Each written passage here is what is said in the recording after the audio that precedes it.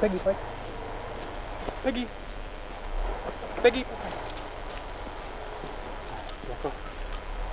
Jako první krok výcviku kickerem se pokusíme naši Peggy takzvaně naklikat, čili vytvořit u ní podmíněný, nebo chcete-li Pavlovův reflex mezi zvukem klikru a odměnou. Čili kliknu a psa odmění.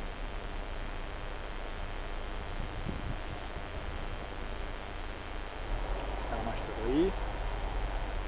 A kliknu a psa odmění.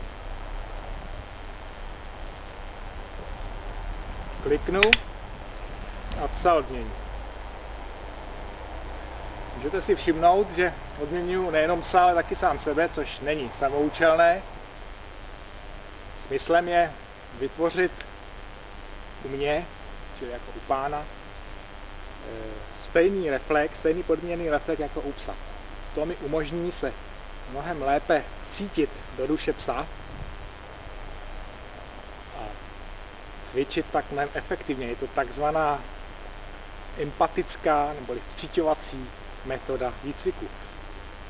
U klikru to jde docela dobře, když ten párek je docela hnusný, ale až budeme cvičit se stahovacím obojkem, tak na to se netěším. Odná.